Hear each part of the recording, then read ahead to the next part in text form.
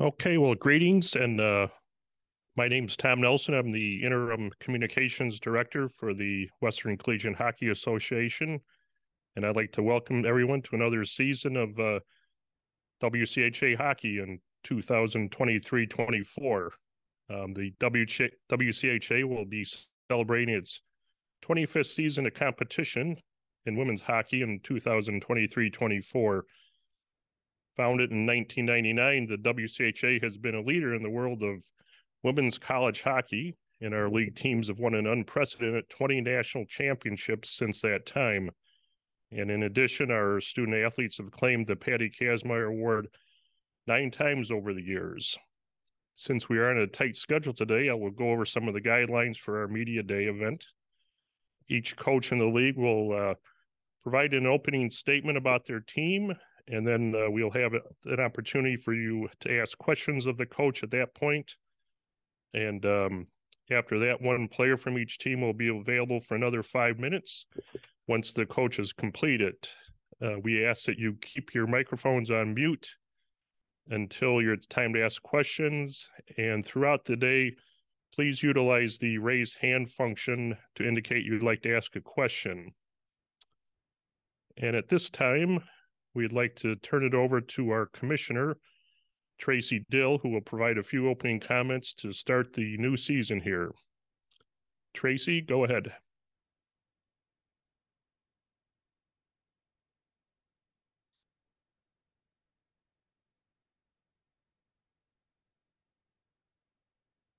Thanks, Tom, and good morning, everyone. Welcome, and I do want to thank you for participating in Media Day. It's an exciting time as we begin the 23-24 season.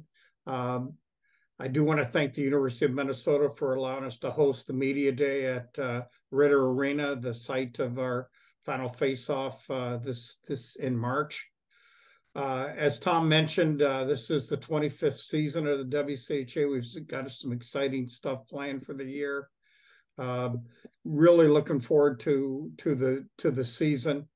As was evident last year with the strength of our conference, as we had 3 different champions throughout the year. Regular season champion, Ohio State won the Julianne By Cup, the postseason, with our final quick trip final face-off with the University of Minnesota. And then the NCAA National Championship with a great game between Wisconsin and Ohio State was won by the University of Wisconsin. So a great, shows the strength of our league. Not only that, but the caliber of players that we have, but just the type of coaches we have within our league, from that standpoint. Couple other things, we're trying to expand longer onto our TV and with more events, more games, and then also with the partnership with the Big Ten and the Big Ten Network and B1G Plus for our streaming and platform. New this year, we will institute 1 media timeout at the 10 and under for each period of a non-televised game. Just to allow a couple things, teams to generate some revenue, if that, but also to prep and clean the ice, as you see across the country in a lot of games. We'll continue, as we were one of the leaders last year and midway through the year, to have our officials mic'd, our referees mic'd. We're going to continue with that this year and excited for that, as that was instituted at the national championship at the Frozen Four at the University of Minnesota, Duluth. UMD did a great job hosting that national championship as well. So we're excited. We've got a lot of really fun things planned, excited for that. But although this year was not a rule change year, we are going to, there were a couple changes.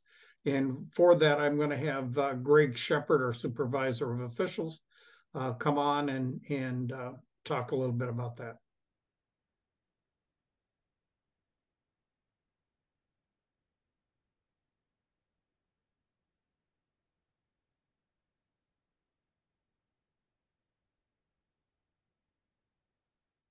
Okay, can you hear me now? We can hear you, Greg. Okay, thank you. Good morning, everyone. And it's been an honor. First, it's been an honor to be in the WCHA women's side for 25 years. A lot of interesting things happened during those 25 years, but it's an honor just to be part of it. I'll make this short. This year is not a rule change year, but they did have some additions to the rules. The first one is too many players on the ice. As everyone knows, this was a coach's challenge. This year they took that away. There is no challenge, video review, or challenge to too many players on the ice. The officials have to call it or see it on the ice live, or it is not going to be called. So that means we have to make sure that we're on our toes all the time, our linesmen and our referees, to make sure that if this does happen, we pick it up. The problem was there was wording gain advantage, and what is gained advantage? And everybody was kind of confused about that. So what the rules committee did do is just take it out. It's not a challenge. The referees cannot go to video review on it. You have to make the call on the ice and move on. So that's one. The other one was if the coaches asked for a review on a goal, say a high stick, and the referees are looking at a high stick, but they see a kick in. That wasn't reviewed. That wasn't asked about. So technically, they could not call that no goal because it was kicked in, because the review was for a high stick. Now what they did is they opened that up to what you are reviewing. So if they're reviewing a high stick, they see a hand pass, they see a kick in, they can make that call. But they can't go back to the blue line and look for an offside. They have to call what they are looking at the net. Like last year, there was a situation where there was a team asked for a face mask, and the team did have a face mask, but the other team did too. Well, they couldn't call the other one because that team did not challenge it. The team challenged the face mask on the one team, and that's all they could call. Now they can look at all aspects of that review that they are looking at. Other than that, all the rules stay the same. We play the game, we move on, and go from there. So I hope we have I know we will have another great year. We got great personnel, great leadership, and Tom, thank you for helping us out. Okay, thanks a lot, Greg, for your comments today. And just a reminder, we'll have each coach on for opening comments and questions after that for about 10 minutes, and then a player after that. And please remember to keep your microphone muted and use the raise hand function to ask your questions. And at this time, we will start off with the University of Wisconsin.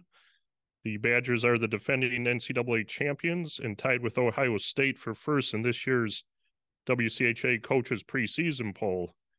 Head coach Mark Johnson joins us today, along with player Layla Edwards. And Coach Johnson, at this time, can you open with your opening statement and outlook on the team this year? And then we'll open up the questions after that. Go ahead, Mark.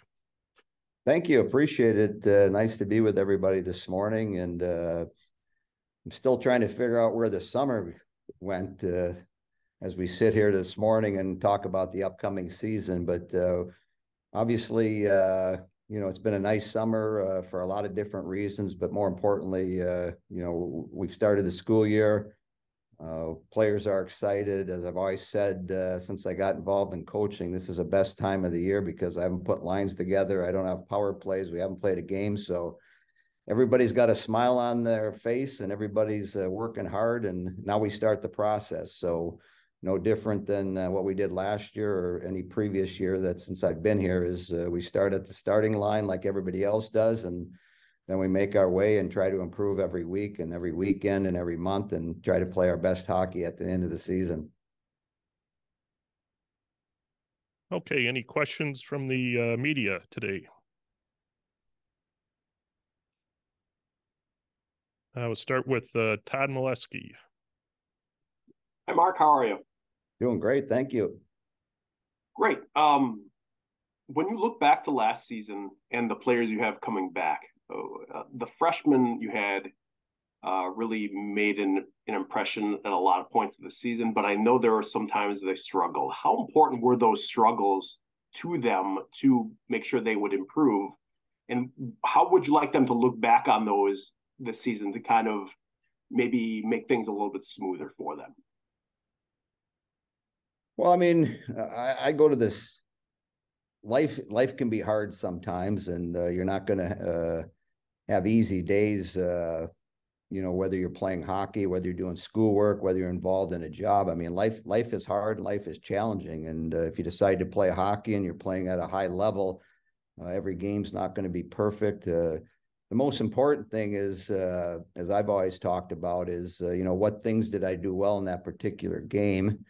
What things do I need to, I didn't do well? And then most importantly, you come back the next day and work on things and try to improve, especially with freshmen. I've got 6 of them this year. And so in game 1 coming up in a couple of weeks, I don't anticipate them being real good, high-level college players on game 1. It's a process. It's learning new systems and being involved in a new lifestyle with new roommates and new teammates. And there's going to be some hurdles, but if there weren't hurdles or there weren't adversity, I don't think you can become the player that you might want to become down the road. And so whether it's an individual player like last year, my freshman going through some struggles early on in particular games and weekends, and they stuck with it, and by the end of the season they caught up to everybody, and they became some of our better players and made some big plays and scored some big goals. So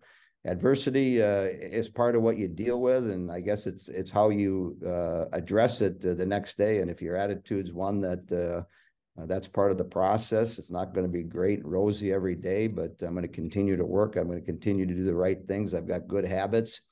And that's how you become a better player. And if individuals will understand that, by the time they get to be sophomores and juniors, they've seen improvements. So I look at some of my seniors this year and I look back to when they were freshmen, and it's like night and day. They've grown, they've developed, they've gotten opportunities, they've had, good years or good weekends, or they've had weekends where they struggle. But at the end of the day, that's part of what we try to do. And a lot has to do with their attitudes and how they address things.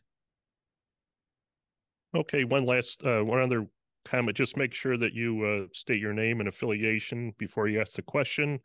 And our next will be Mark Stewart.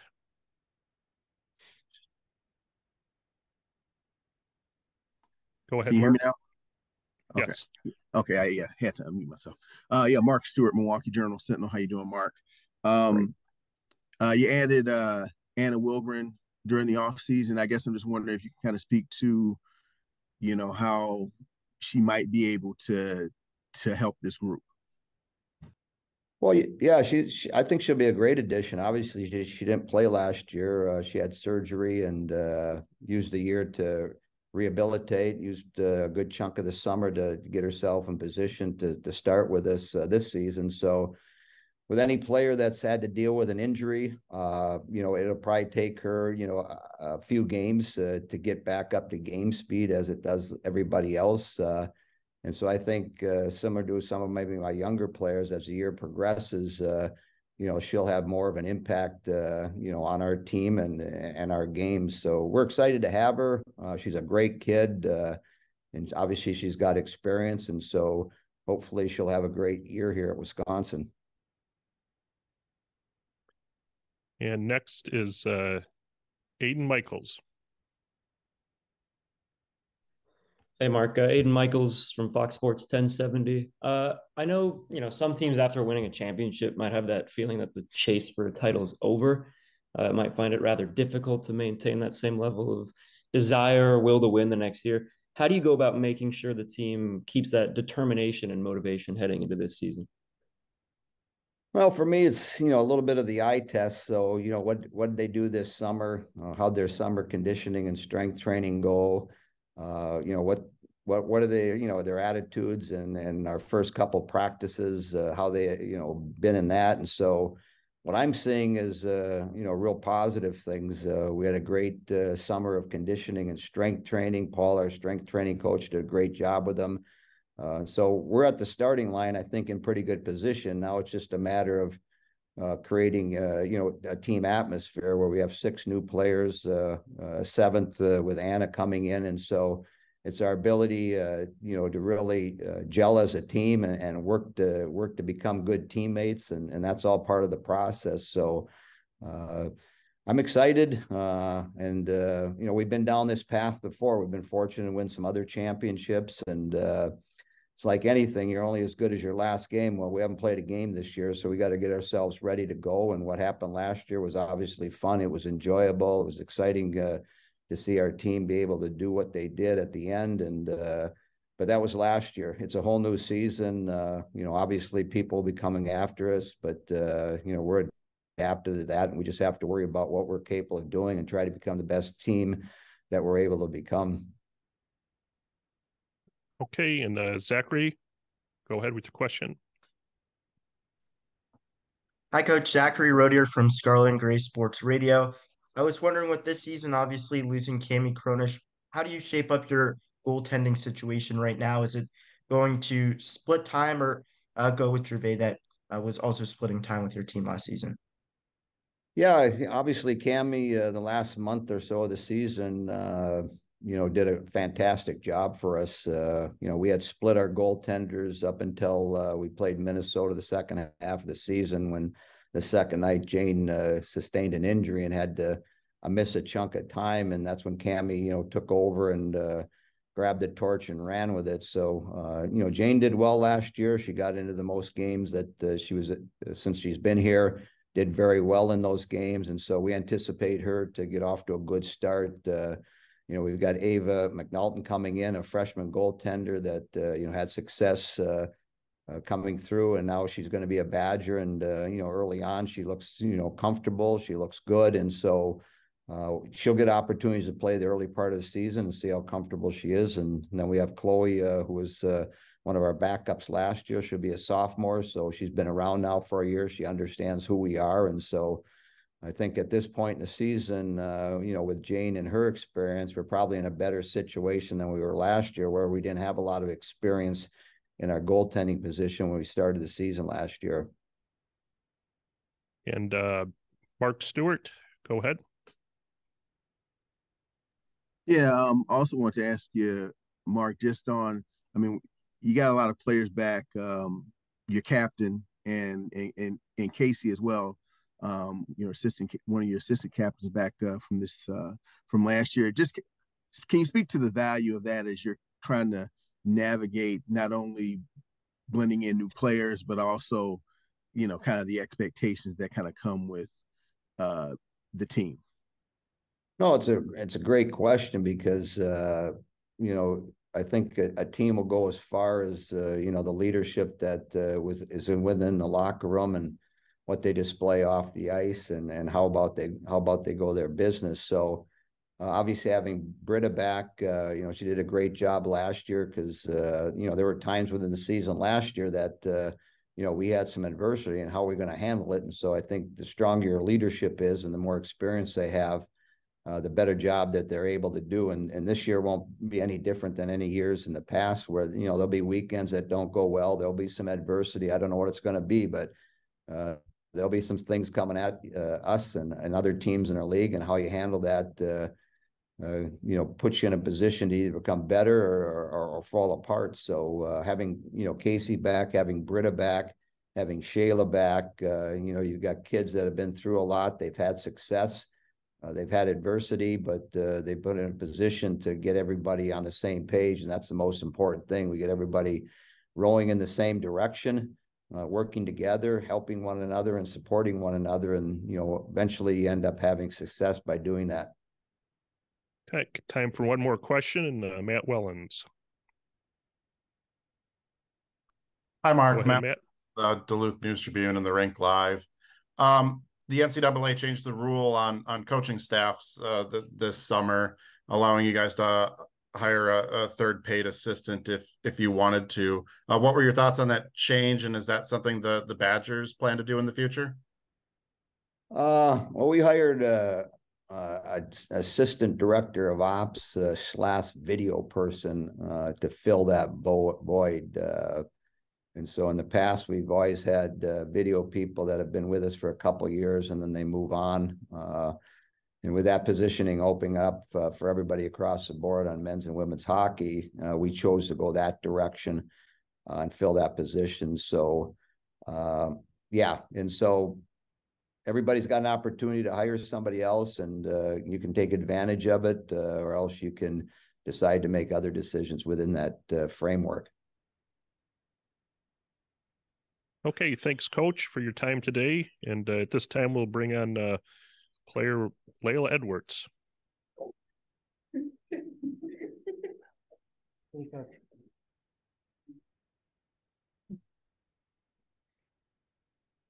Hello. How you doing today? Good. How are you? Okay, and this time we have open for questions from the media, and we have one from Todd Molesky to start. That's good. Hi, Layla. Todd Molesky from the Wisconsin State Journal. How are you doing? Hi, Todd. Good. How are you? Great. I'm wondering how the summer, the off season, I guess, goes for you after you have a freshman season like you guys did. How do you keep the motivation, the desire up after winning a championship as a freshman? And maybe can you tell me some of the experiences you had this summer that maybe helped along in that direction? Oh yeah, definitely. I mean, it's awesome to win a national championship, but our goal is to win another. So kind of just remembering that feeling, how good it was, and wanting to feel it again. We were really motivated this summer. I thought we, took care of business. We had really high intense practice, really high intense workouts, just aiming for that goal of winning another one, And Mark Stewart, go ahead. How you doing, Layla? Mark Stewart from the Milwaukee Journal-Sentinel. Your sister's back. I remember she went out on, was out there on senior day. Didn't know she was actually gonna, at least from the outside looking in, didn't know she was gonna be coming back this year. One, can you what are you hoping she asks this year, and just your thoughts on getting another year to play with her? Oh yeah, I'm super excited. She's taking her 5th year. I think she's gonna add a lot of experience and leadership to the back end. We're very deep. Our defense are gonna be very good this year, and I think it's good to have like an older person with experience and just like solid defensemen who can lead on and off the ice and just better the people around her on and off the ice. So that's big for our team, but especially the defense.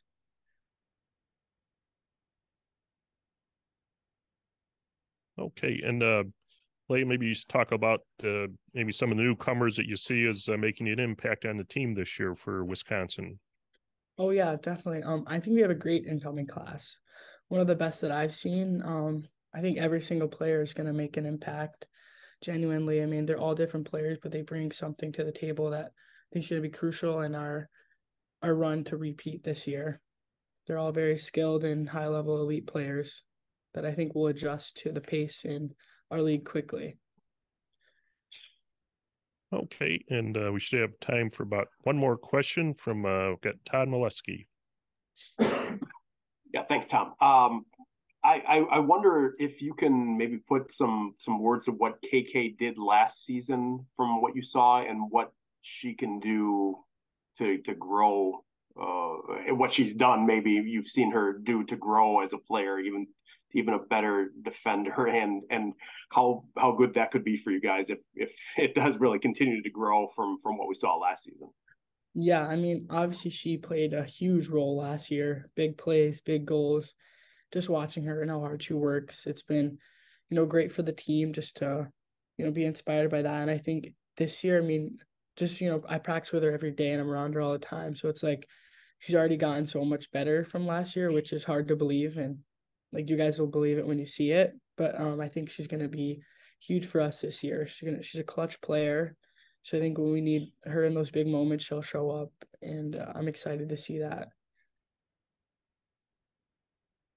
Okay, well, thanks for your time today, and good luck this season. And we will move on to our next team, which is Ohio State. And the Buckeyes were the regular season champions last year, and they are led by head coach Nadine Muzzerall. And they were picked as one of the tied for first in the preseason poll this year. And today we will have assistant coach Kelsey Klein on with the team. Nadine was not available today. And also we have player representative Jenna Buglioni, who will be joining us. And just waiting for them to get online here and getting them set up. And there we go. And Coach, can you give us your kind of an opening statement with your thoughts on how the team's going to be this year? And then we'll open it up for questions at that point from the media. So, Coach, go ahead. Perfect. Sounds good. Well, first off, excited for another season with all of you in the media. Obviously, thank you guys for all you do in covering women's ice hockey and Ohio State in our league. Yeah, but for us, obviously, it was an exciting summer. You know, a lot of girls around Ohio working together, and it's been fun to see them on the ice these last few weeks. So obviously we know there's high expectations of us, but within our group, we have, you know, as high as expectations. So we're excited for these next few weeks to our first game come up and get everything going. Okay, our first question, Zachary, go ahead. Hi, Kelsey. How are you? Zachary Rodier from Scarlet and Gray Sports Radio. Good, Zachary. How are you doing? It's been too long. It has. I'm good, thank you. So obviously big changes with your team coming out of the transfer portal, but also coming in the first few weeks of the practices. How have you seen, you know, the team start to build the culture and their chemistry back together, similar to 2 years ago when you guys did win the national championship, of a lot of new faces coming in, but also some leaders in the past? For sure. I mean, I think it's a great question. And the nice thing about Ohio State is just everyone's, you know, bought into hockey 100%. So they've all been around Columbus and skating together, working out together, hanging out together. So by the time this school year started, I mean, they were already connected and bonded. So, you know, a lot of our new faces, whether it's freshmen or transfers, they don't really have that label anymore. They're all just one team. And so they've looked awesome. They're a really fun group, a lot of fun personalities. And so we're excited for everyone to see this new group out there this year. And Todd Molesky, go ahead. Hi, Todd Molesky from the Wisconsin State Journal. I'm wondering, you have, obviously you can't replace necessarily the players that you lose year to year, but you have to replace players in positions. How do you expect, I guess, some of your, especially the younger players, to maybe not try and do too much in what they see is you know, what people they're trying to replace? I wonder if that's a concern at all for you, just knowing, you know, the value of some of the players that you know, were in their last season last year. Yeah, for sure. And well, I think it's one exciting thing. I don't know, I just jumped on this Zoom, but it's really exciting for women's hockey overall to have the new pro league starting up soon. And obviously we're really excited to see some of our alumni play in that, and you know, hope their success is extremely high. So for us, I mean, I think it's just the progression every single year of we want to produce players, you know, not just for the national team level, but for the pro league level. And so whether it's kids that we're bringing in through, you know, recruits or the transfer portal, they're going to be players that have that same aspiration. So we're always bringing in kids that are very, you know, good kids, number one, but have that hockey aspiration for themselves. So for us, it's just bringing in kids that are the right kids, and all those puzzle pieces come together. And I think the great thing about our team is they're all about the team first. And so working together, trusting our systems, trusting the coaches, and doing what they do well within that is where all the pieces fall together and the team comes together. So it's always a beautiful puzzle for us and the team, but it's a fun process when everyone's on the same page of what they want. And Zachary, go ahead with your question. Chelsea, one part of your team that didn't change is the goaltending position for returning goaltenders. How important is that to your team, knowing that you know what to expect from all four players and can kind of continue to work on that position this year? Yeah, no, we're extremely lucky to have the goalie group we do, and off the ice and in practices, all the time. They're a really close group. They support each other. They push each other. It's great to have goalies again that have experience, especially in the WCHA, with it being such a tough league. We're lucky to have that experience back, and it's like with any player with age and experience, just that expectation and the goals for yourself continue to rise. So we're extremely happy to have, our four goalies, and excited to see what they do this year too. And Zachary, do you have another question there? Go ahead. I do. Thanks, Tom. And one other change that happened with your team is on the attendance side, now charging for tickets this season at OSU Ice Rink. Obviously, now bringing in revenue for the program in that aspect. Does that change anything or not necessarily change, but add value to your program and excite the players that now people have to come in and pay for tickets? Yeah, I guess what I could say about the ticketing, a very big piece of it is that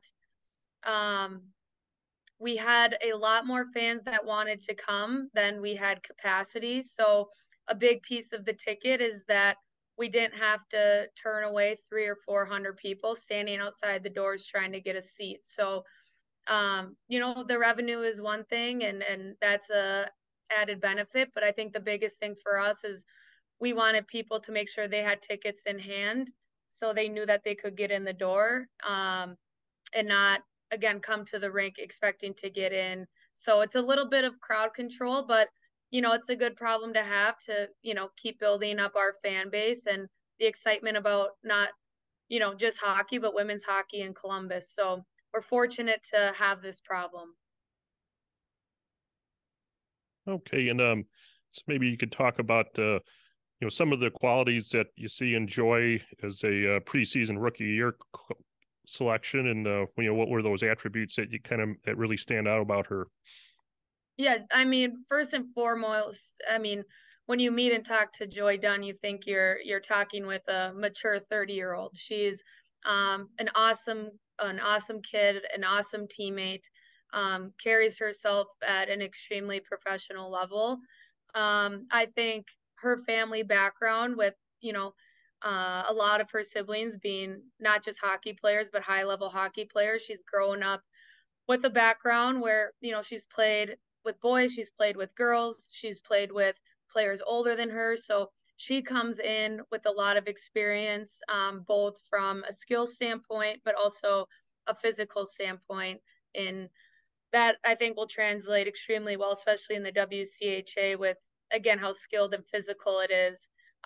She has a really, really good starting point to be able to transition well. And obviously, her strength from an offensive side, being able to drive the net, her shot, how powerful she is, will be really fun to see her play. And again, just highly skilled, but also just physically very gifted. Okay, we'll have one more question from Todd Molesky. Todd, go ahead. Thanks, Tom. I wonder, in your experience, how in these last few years has it been in getting transfer players who maybe are coming in for their graduate season to become part of the team? Has it been an easy thing? And what have you seen, I guess, specifically from Kayla and from Hannah? And I wonder, how their mindset is going into the season, knowing they've got, one more year to kind of to push forward for a championship. Yeah, no, I mean, all of our transfers, whether it's been this year, like you said, the past years, honestly, a really big piece of it on the front end is making sure we're recruiting kids that are going to fit our program and culture, regardless of their hockey talent. So every transfer we've brought in, once they get here, again, they're excited. They fit our team. They fit the girls on our team. And they get brought into our family right away. They know that they're supported from coaches, staff, players. And I think ultimately at the end of the day, they want to come in here to be the best in the world. And so you asked about Kayla and Hannah. Obviously, they have a lot of international experience and a lot of experience coming from Boston College. And I think they're extremely excited to be just a piece of the puzzle, to help us get back to being the national champions. And so I think they're excited to have that role of they don't need to, always carry all the weight, but you're surrounded by 24 other people that are going to carry the weight with you. And so it'll be fun to see all the pieces get put together, but I know they're extremely excited to also come into the WCHA, show all of you guys what they've got, and excited to be in a new league too. So all the transfers, obviously, they'll all be extremely fun to watch, but I think as the collective whole, seeing all the pieces come together will be a really exciting team to watch. Okay, thanks a lot, Coach Klein, and good luck this season. And next up, we will have Ohio State player Jenna Buglioni.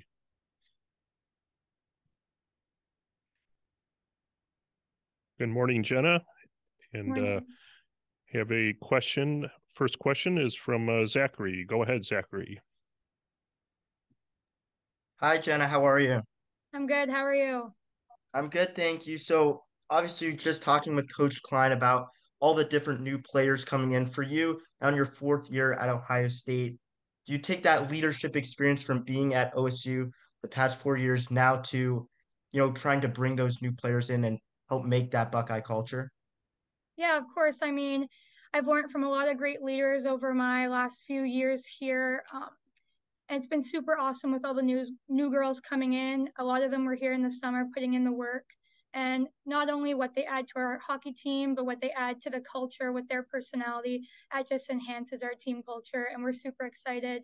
I think for me, from a leadership standpoint, it's just having our culture keep being the driving force for our success on the ice and how well we get along off the ice. Okay, and Jenna, can you maybe just talk a little about the strengths of the team this year that you see, and do you feel like the pieces are in place to make another strong run in the conference race and at the national tournament this year for you guys? Yeah, for sure. I think our team definitely is going to be fast. We're going to be physical. We're going to be really hard to play against. And I think one thing for us is we're going to have 4 full lines coming at teams every night consistently. We're pretty deep. We just have a lot of experience from returning players, from our transfers coming in, and even all of our freshmen have a lot of experience too. So I think it's going to be a really good year for us. I'm super excited to see kind of how all the pieces of the puzzle come together. I think that we're going to be able to have a lot of different line combinations working. So I'm excited to see once we get our first games coming. Okay, just one last question here is actually we'll take another question from Zachary. Let's go ahead with Zachary. Jen, it seemed last season faceoffs were very important for your team, but also you started to take a lot more as well. Has that been a focus this summer, trying to continue to improve on those faceoff dots? And is that something you're looking forward to doing this season? Yeah, I mean, definitely losing Gabby Rosenthal in the faceoff dot this year is a big loss for our team. She was pretty good for us there. I think that something in the summer working on that, not only from a forward or from a center aspect, but also having our wingers be intentional in the faceoff circle as well is really important to start off each play with possession. Not sure how many draws I'll get in this year, but I'll definitely be ready if that's what's needed for me. Okay, and is any other questions right now? Well, that should do it then, Jenna, and do appreciate your time today, and good luck this season. Awesome. Thank you so much. Thanks a lot. And next up for the media day will be St. Cloud State. The Huskies are led by second-year head coach Brian Odelsky, who was one of the WCHA co-coaches of the year last year. and the Huskies were selected number 5 in the preseason poll. And we will also be joined today by St. Cloud State player Taylor Lind. And at this time, we will have Brian come on and provide an opening comment. So good morning, Brian. And why don't you go ahead with your opening statement, and then we'll open it up for questions after that point then. Yeah, thanks. Just excited to get going this year and to compete. The WCHA, as usual, looks like it's going to be ultra competitive, and there's no better place to play and compete than our league. So looking forward to getting going. Okay, our first question is from Mick Hatton with the Rink Live. Mick, go ahead. Hey, Brian. With 15, new players, just talk a little bit about, that dynamic and trying to, obviously you're trying to build cohesion and stuff here in the early going. What are some things I guess maybe you guys have done to try and do that? Well, Mick, obviously it's easier than having 20 some new players, which really was what it was last year. So stepping in a little bit later in the summer and getting everyone on the same page. I really feel like 16's a can of corn this year. We got a nice group of veterans and a good leadership group that's really been helping the younger players get acclimated to what we do, how we do, and why we do things. So it's actually gone really well. And next question is from Max Steigoff. Max, go ahead.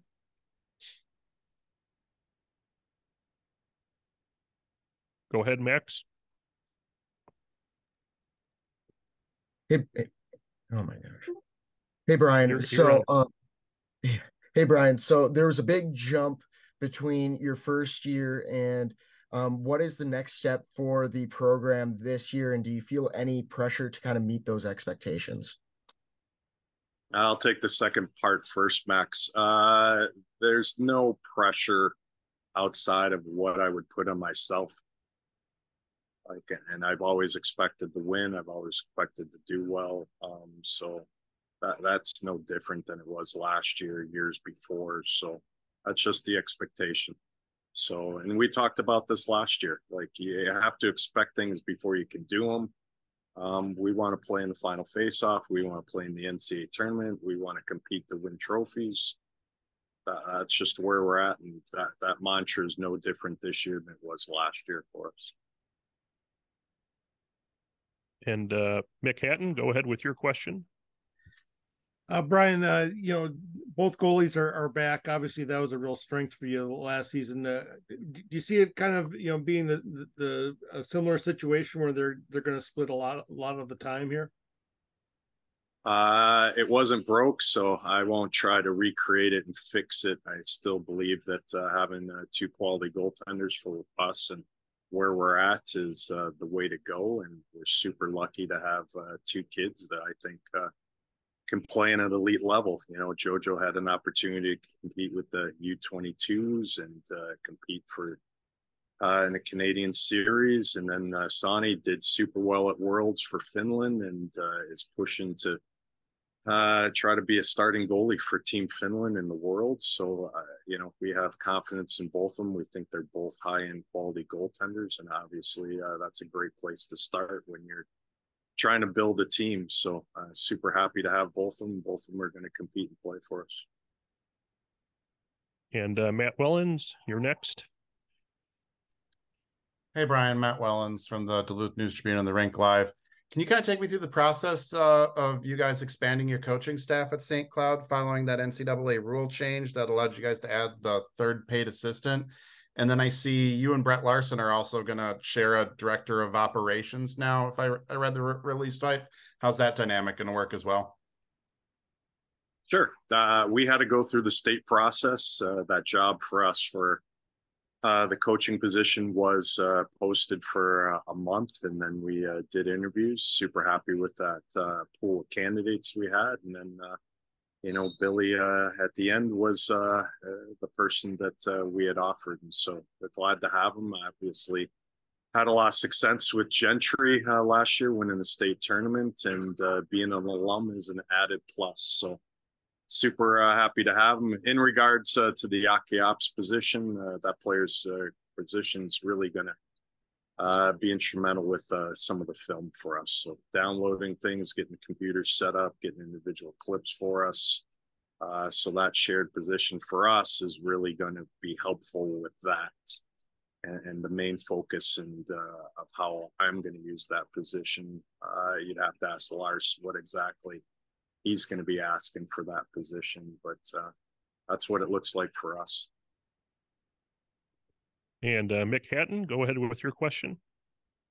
Yeah, Brian, just give us a little bit of a general sense of how you think practices have been going, and do you get a sense, I guess, of where the strengths of this team are going to be right now? Well, Mick, we're really trying to get ready to play Union. First division practice the 18th. We're playing Union the 23rd. That's a quick turnaround. So, if I had to point to one thing without fully having all of our structure in, I would just point to the added depth overall. We had a little bit of a shorter roster with some injuries and the way some things played out last year. I just think we have increased competition and depth up front in the forward spots, and definitely on the back end for our D core. So that'll be interesting to see how some of that plays out for us this year. And Max, go ahead with your question. So you were going through the transfer portal process for the first time this year. I know it was a little bit different, but what kind of a difference does that make in rebuilding a program? Well, Max, it made a huge difference. So having been through this before and building a program, North Dakota, it took us 5 years. If you had a hole in your roster, it took a couple recruiting cycles till you could really address it and add depth. And it really just felt like it took us years till I felt like I had a complete team on offense, defense, and our goaltending. I really felt like with the transfer portal, I was able to address those issues and basically free agency. And so I feel really good about our roster in net, on the blue line, and up front, basically because of the transfer portal. So it's going to be really interesting how that translates in the season. But I felt like really quickly we were able to address a lot of perceived weaknesses. And Todd Molesky, you have time for another question here. Go ahead. Hi, Brian. Todd Molesky from the Wisconsin State Journal. Just a curiosity here. Having coached for a year with a team that has big ice as home ice, does that impact the way you look for players, or this could be a player who could be really good for us on big ice, or is that not an issue at all for you? No, Todd, 100%. That was something we had to take a look at. I didn't feel like we had a great skating team last year.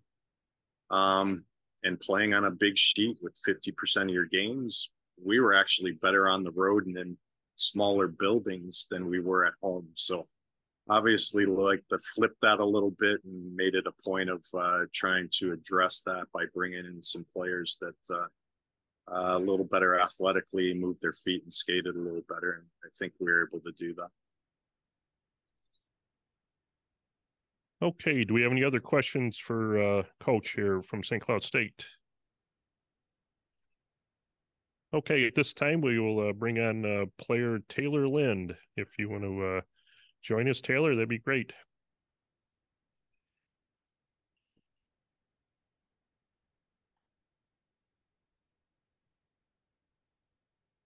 Good morning, Taylor, and welcome to the Media Day event. And questions, we have a opening question from Mick Hatton. Go ahead, Mick. Hey, Taylor, this is Mick Hatton from the Rink Live. With 15 new players, and being the captain, what have been some of the challenges, I guess, with that, with trying to get everybody to know everybody's name and trying to get this group together? What have you guys been doing, I guess, to try and make that happen? Hey, Mick. Yeah, I'm not sure I would really call it a challenge, actually. It's been a really smooth process, considering, I mean, the first day it was obviously overwhelming, everyone walking in, but honestly, this team's gelled together really well so far, and I've felt really confident in the relationships that are being built and how things have been going in and away from the rink. And Mick, go ahead with your next question. Yeah, just with some of the early practices, what were some things, I guess, that have struck you about this team, and and what might be a little bit different, I guess, for you guys this season versus last season?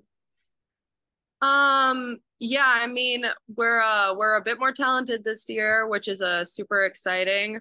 But I think even in the early practices, we've really bought into our culture of hard work and grit and grind and outworking other teams.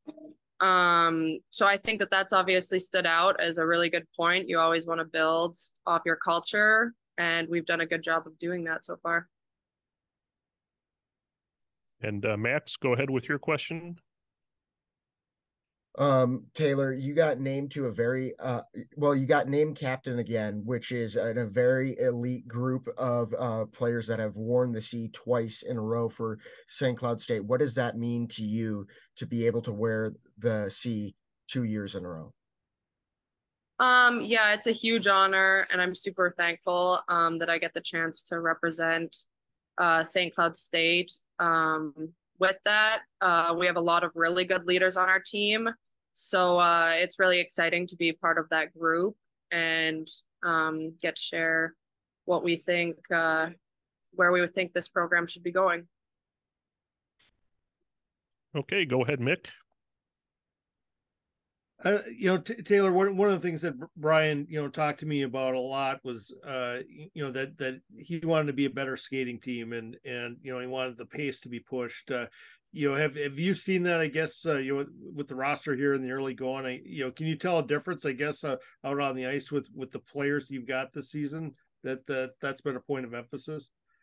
Yeah, we our practices, they've been super quick and super fast.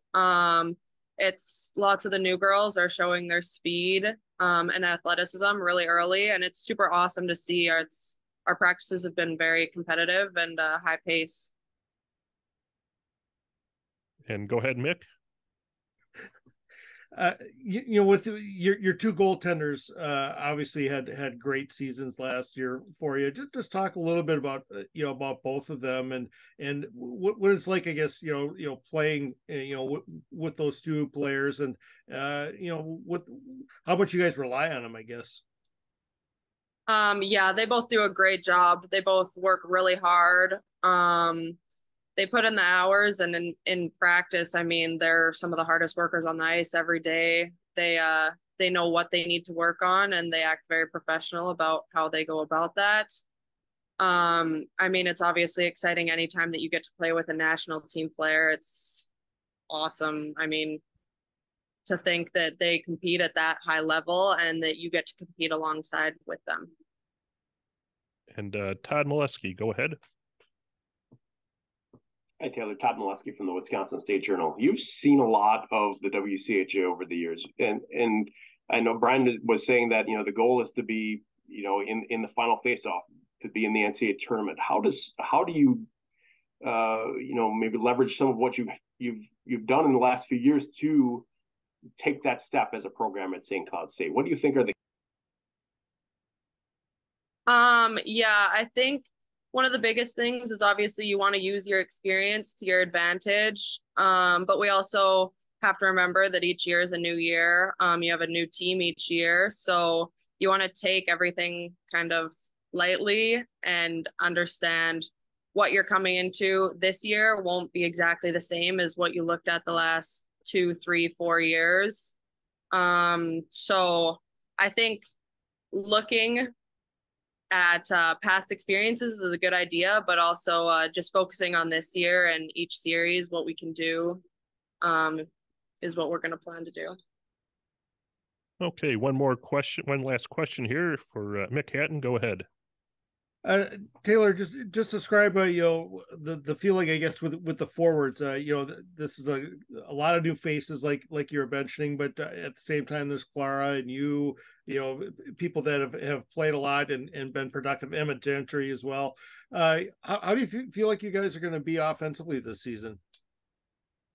Yeah, I'm really excited to see that side of things. Hopefully, bring a bit more offense into our defensively strong game. I know that you obviously want to build a team off of defense, but our practices have been looking really good offensively, and I've been excited to see what has been coming to the table and the new chemistry that's being built. Okay, thanks a lot, Taylor, and good luck this season, and appreciate your time today. Thank you for having me. Thank you. And next up on our list is team today is University of St. Thomas. The Tommies were picked in a tie for 6th place in this preseason poll, and they are coached this year by Joel Johnson. We'll also be joined today by St. Thomas player Maddie Clough. And at this time, we'd like to have Joel Johnson join us.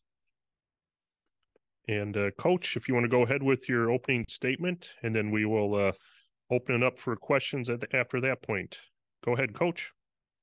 Yeah, thanks for having me. We're certainly very excited at St. Thomas. This will be year 3 in our transition from Division 3 to Division 1. And it's exciting because I think we can finally stop talking about that and just focus on, feeling like an established program starting this year and into the future. So still a little bit in transition, but really embracing the league experience that we have. Just by far the best league in the entire country every weekend. And we certainly experience that as a program. I'm really excited. We're bringing in a lot of new players, 12 new players to our roster. Had to replace a tremendous group that left that was instrumental in the process of putting St. Thomas on the map. So great group of graduating seniors, and now 12 new players, and including a few transfers in that mix.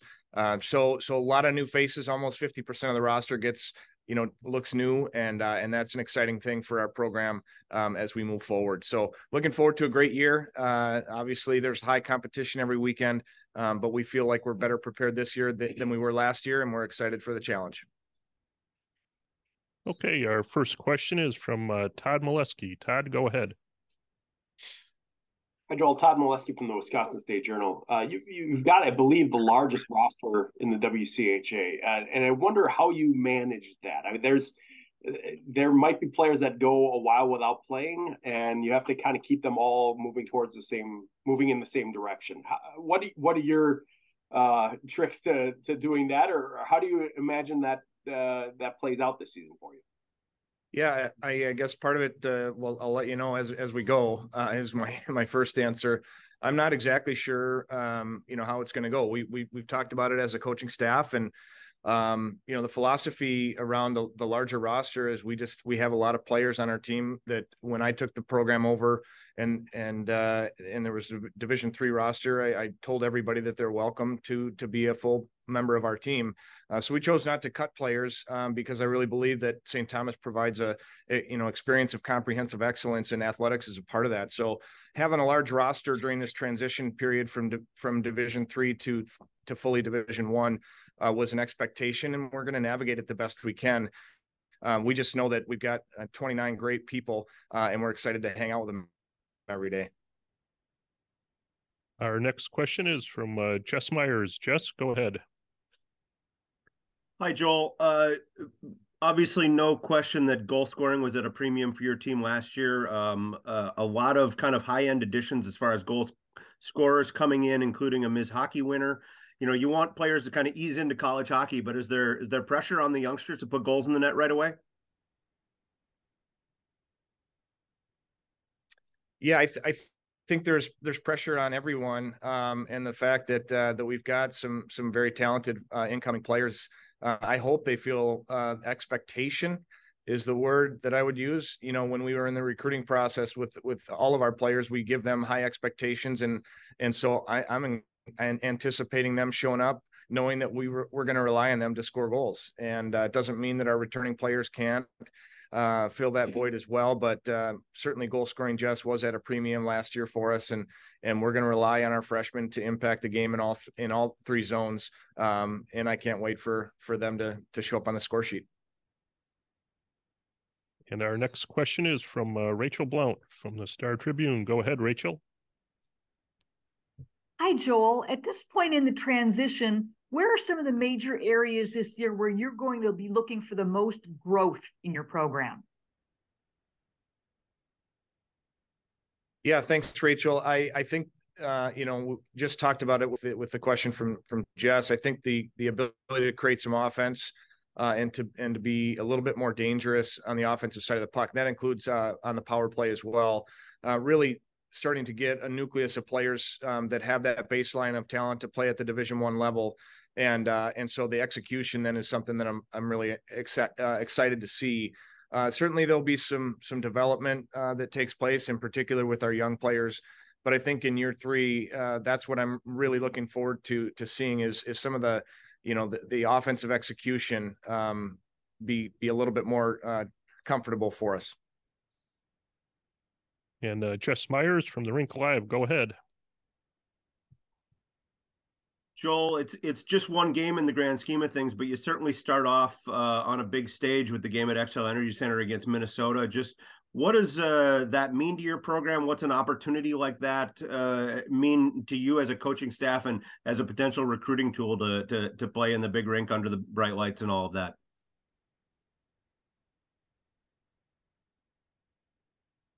Yeah, we're really excited. I think it's great for the state of Minnesota and specifically the metro area as a celebration of Division I hockey with St. Thomas and Minnesota on both the men's and the women's side.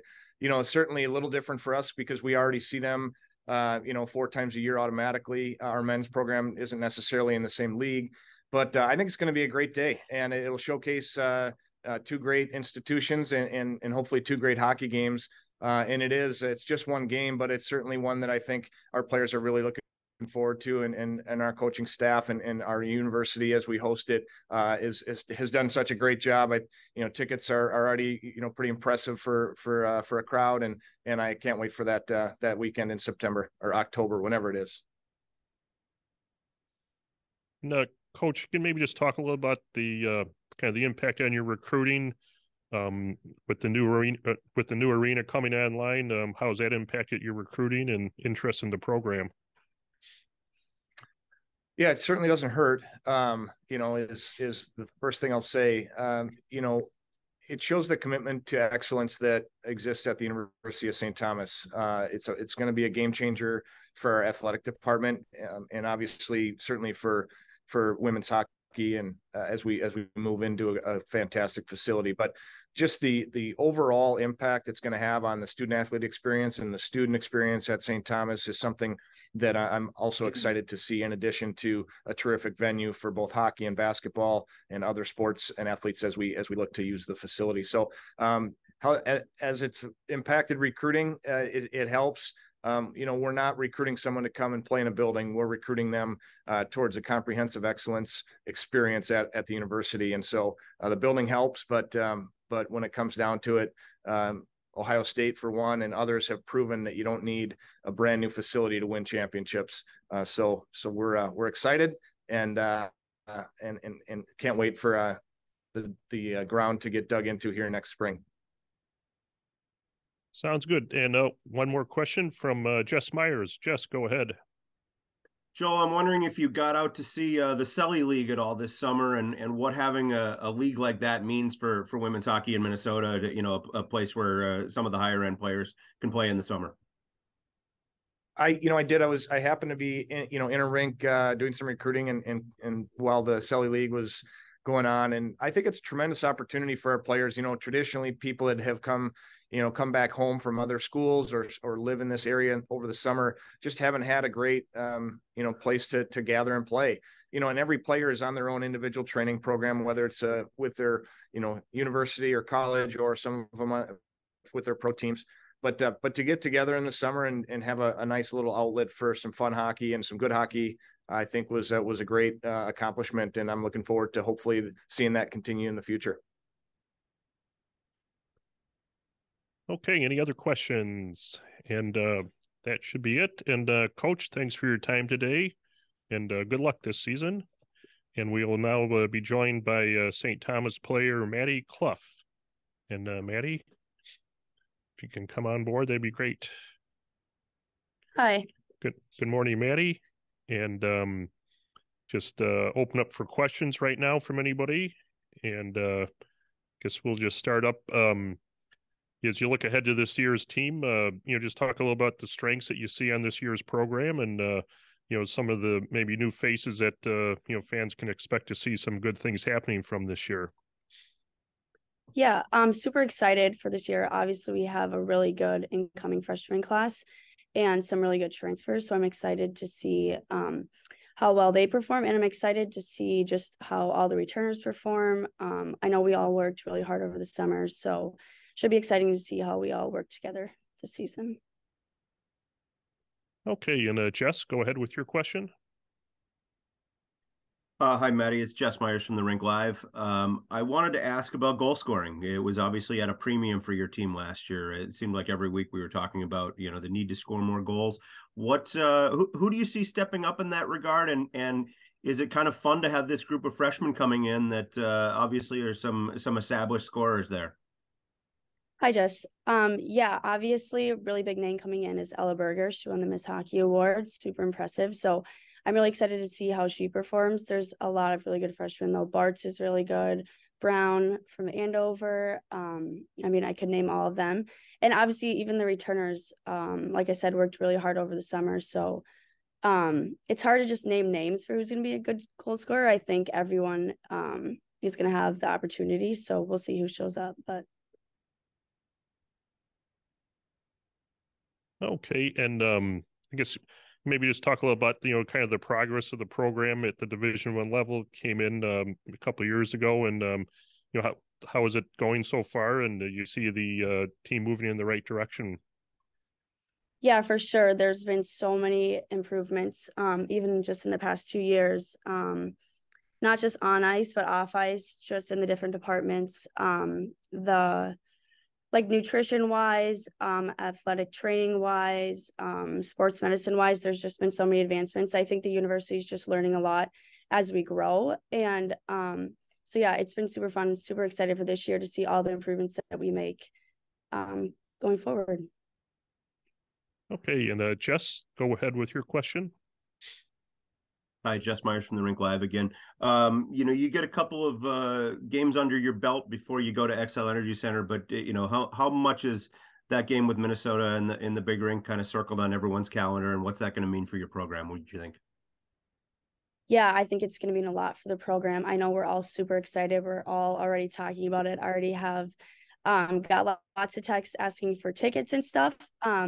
I think it's going to be really cool, and it's going to be a really fun experience. And just to get women's hockey out there and to play on such a big, at such a big place, it's going to be really cool for both us and the University of Minnesota. And Todd, go ahead.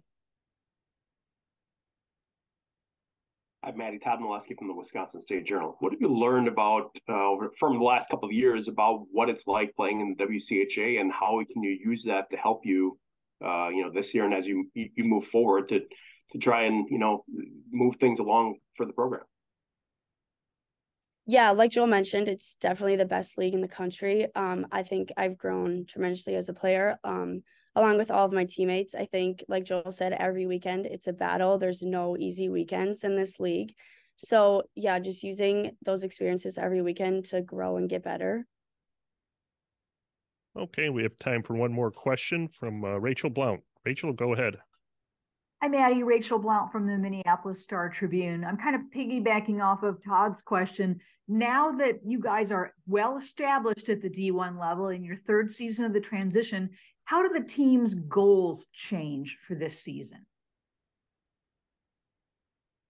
Yeah, so kind of like what Joel mentioned is it's less talk about going from D3 to D1 and now just talk about being an established program in our league. Our goals, they have necessarily changed. We our number one goal is always have a good culture, good team environment. But now that we've been in the league for 2 years, I think establishing ourselves as a team that belongs in this league and hopefully moving up in the rankings would be another goal for us this year. Okay, Maddie, thanks for your time today, and good luck this season. And again, like I said, appreciate it. And we will now move on to Bemidji State. The Beavers were selected 8th in the preseason poll, and the Beavers are led by head coach Jim Scanlon, and their player representative today is Gabby Smith.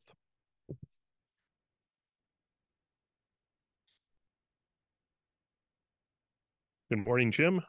There we go. And why don't you go? Okay, and why don't you go ahead with your opening comments, and then we will open it up for questions at that point. Then. Yeah. Good morning, and thanks for having me. Want to wish everybody throughout the league the best of luck as we get our season underway. Obviously, an exciting time for the league, celebrating the 25th anniversary, and the Beavs are looking forward to the start of the year. It's been a good preseason camp. Got a lot of new faces, and we're just excited to get going. Realize the challenge that this league presents every single weekend. The league just keeps getting better, and that's it's great to see. For obviously the overall development of the women's game.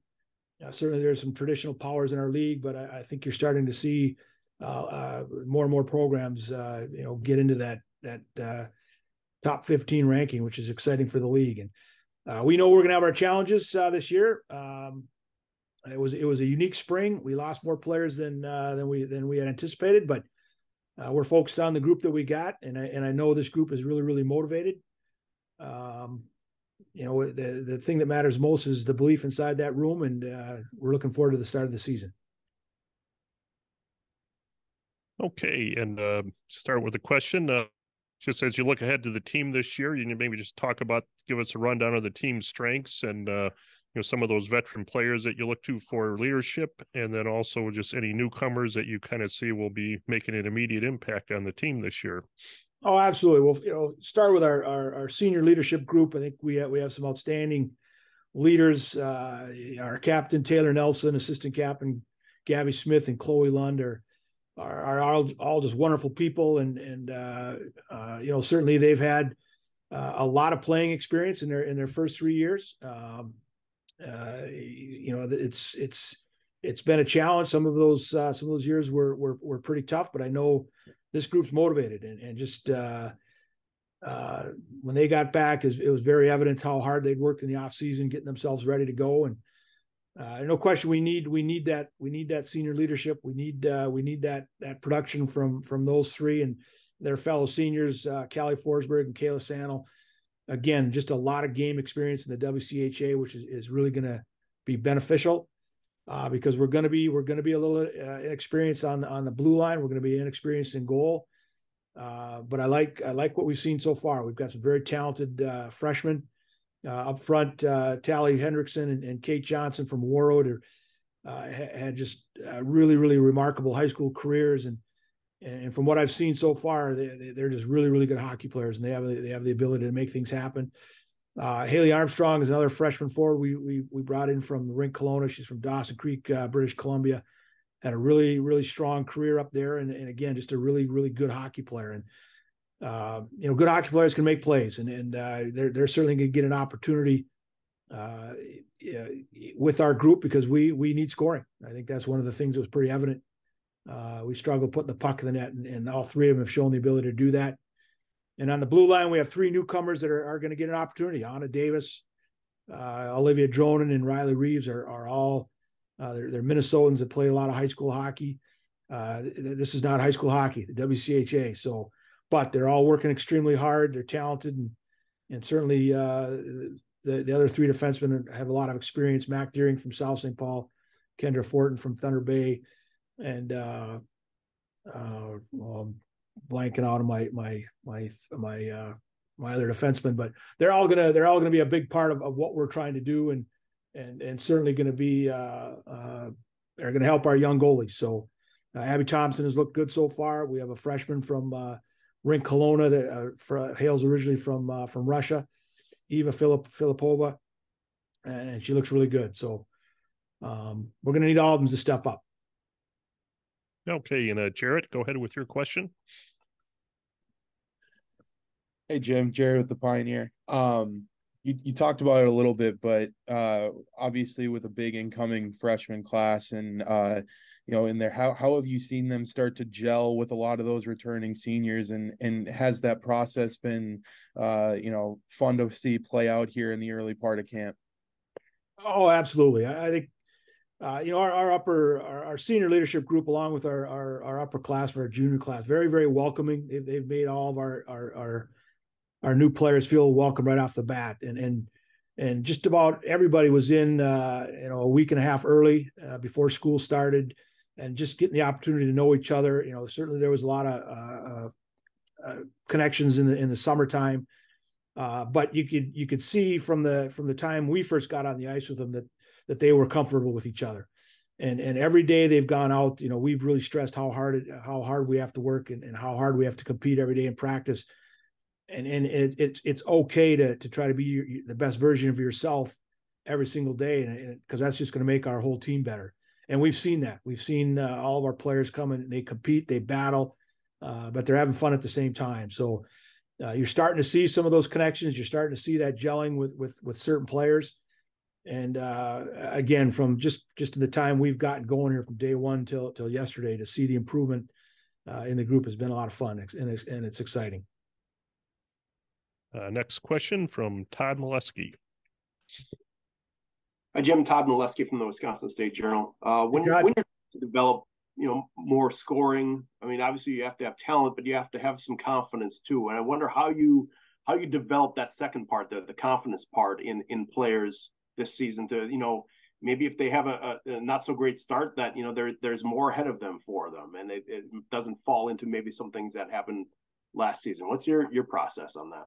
Yeah, you know what? Obviously, confidence has to come from within. I mean, that's everybody knows that, but I know exactly what you're saying, Ty. If you get off to a tough start, can you revert back? But we really work hard on the approach. It's one day at a time. Every single day is an opportunity to get better. And our coaching staff with Sarah Bobrowski and Amber Fricklin are working really, really hard on those areas that we need to improve at in order to get more pucks in the net. We know we have to manufacture goals. We know we have to work hard at it, but how do you do that? Certainly getting to the inside is a challenge in this league, but that's what you have to do if you want to try to score goals. And I really think it comes from your habits and details in practice. And we have stressed that from day one and continually are stressing that. Because that's what it's going to come back to, is your habits and details. And if we're really, really good in those areas, particularly in the offensive zone, you're going to have some success. And again, that's just going to help build that confidence. But again, we've got talented players that have all scored in various stages of their careers, whether it's prior to coming here. We've had players that have had success at this level. And again, it goes back to those habits and details. And we're just going to continue to stress that on a daily basis. Okay, Matt Wellens, go ahead. Hey, Jim, Matt Wellens from the Duluth News Tribune and the Rink Hey, Lot. A couple Beavers made the move down US 2 to Duluth this offseason. What are the Bulldogs getting in a player like Reese Hunt and a coach in Emma? Well, I'd really rather focus on my own team if that's all right. But, obviously really, really good people. Let me just say that they're really, really good people. Obviously Reese is a really good hockey player, and I think Duluth's going to be happy with both of them.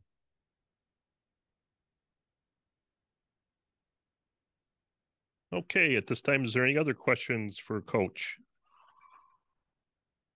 Okay, well, we'd like to thank you for taking the time today, Coach, and good luck this season. And at this time, we will be joined by Bemidji player Gabby Smith.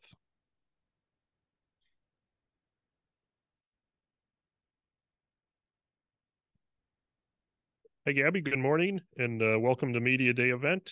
And at this time, if anybody has questions, feel free to ask. And maybe just start off with maybe just kind of give a, your insight into what you see as the strengths of this year's team and, what the fans can expect from Bemidji State this year. Hi, thanks for having me. I think with our freshman class coming in this year, we have a lot of speed. Obviously we have a young D-line and a lot of young freshmen, but I think throughout these practices, we look fast. We have a lot of skilled freshmen coming in, so hopefully that can account to more goal scoring. But overall, I just think we have a really fast team. Okay, our next question is from Jarrett. Jarrett, go ahead. Hey, Gabby, it's Jared from the Pioneer. Obviously, Bemidji State has been a big part of your family in the last few years. For you to be named a captain of this team, what does that mean to you? I was very honored.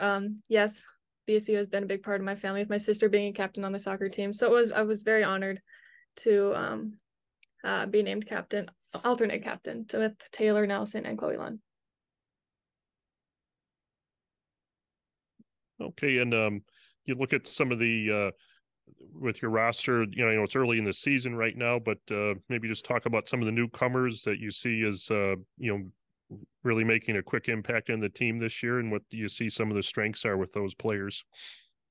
Yeah, with a lot of freshmen coming in, Talia Hendrickson and Kate Johnson coming from War Road, they had phenomenal seasons at War Road, and they seem to have they're very, very skilled. So I think they're going to have a huge impact. Haley Armstrong, she is looking really good. Our D-line, it's going to be young. We only have 6 of us, and 3 of them being freshmen. But they're learning. I think they're going to be very successful. So yeah. Okay, and Todd Molesky, go ahead with your question. Hi, Gabby. It's Todd Molesky from the Wisconsin State Journal in Madison. I'm just wondering about, like I asked Jim a second ago, scoring is often, it's about talent, but it's about confidence too. How do you guys keep growing the confidence side of it to make sure you don't maybe psych yourself out sometimes when things aren't going well for you scoring wise, that does tend to compound over a season? No, that's a great question, because it is a long season and it can be draining if it's not going the way you want it to go. But I think in practice, our coaches are really good at preaching, doing the little things correctly. And I feel like if we keep doing those little things, driving to the net, making plays, I think we are going to be successful in goal scoring, because that definitely has been a struggle. And we've really been focusing on that in these past 2-3 weeks that we've been together already. So I think just practicing the little things, focusing on the little habits is going to come a long way. And Jarrett, go ahead with your question. Yeah, Amber Fricklin came back after 3 years of teaching, and obviously her impact on the program has been substantial, playing and coaching. How fun has it been to see her get back in the mix and work with you guys? Oh, it's phenomenal. I obviously didn't have Fricklin. She was part of my recruiting process, but I've had her because I'm in elementary education and she was in the education program here at BSU. So I've gotten to connect with her in the classroom, and now having her on the ice is just phenomenal. She is so knowledgeable of the game, and she's just making going to the rink even more fun. Okay, and just one last question from me. As we look ahead to the 25th anniversary of the WCHA, could you maybe just talk a little bit about what it means to be part of this league, and as a player and an athlete, what it means to be part of this league? It's honestly an honor knowing that this league is the top league and playing against some of the top teams. It's an honor. I'm very thankful to be a part of it. Thanks to Scanny for recruiting me and getting my opportunity to come play here at Bemidji State. But the WCHA is a one-of-a-kind league, and I'm very thankful to be in it. Okay, any other questions at this time? Okay, well, thanks a lot, and do appreciate your help today, Gabby, and good luck this season. Thank you so much. And next up will be Minnesota Duluth. The Bulldogs were a NCAA tournament qualifier last year, and they're led this season by head coach Maura Kroll. And the Bulldogs player representative today will be Captain Manon McMahon. And at this time, we'd like to have Coach Kroll join us. Okay, we are now joined by Minnesota Duluth coach Maura Kroll. And Coach, if you want to start off with a opening comment, and then after that we will open it up for questions from the media. And go ahead, Coach. Great, exciting day as always. Looking forward to the 23-24 season. We have a lot of new faces this year, a lot of opportunity, and we're excited to get the WCHA season underway, of course. And yeah, I've been working hard in the off season, and it's been a good start. So we're excited to get going. Okay, and at this time, if we have any questions from the media for Coach Kroll, go ahead.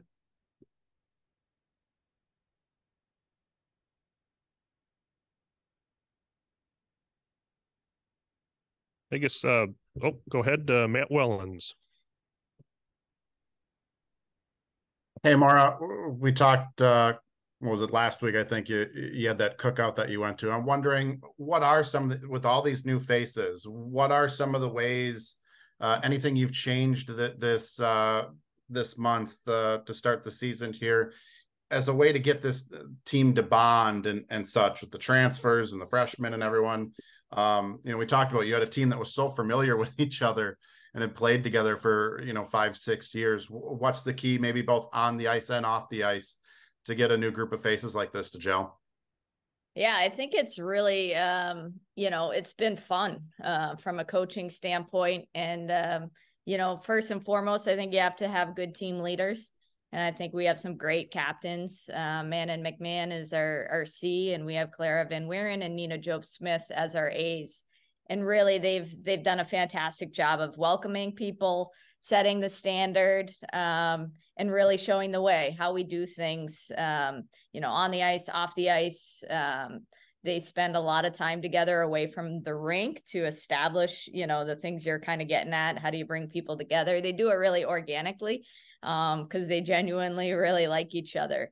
And, anybody that's around our team really, picks up on that and feels that way. And I really credit those leaders for continuing our traditions and keeping our culture healthy and strong. And Matt, go ahead. Maura, you also have some changes on the coaching staffs. First, coaching staff, operations, everything like that. First off, what did it mean for UMD to allow you to hire that third paid assistant, and how do you plan to kind of use all those bodies and such now? I know Laura's departure to Harvard kind of maybe threw you for a loop on the original plan, but how do you plan to use all those pieces now on the ice?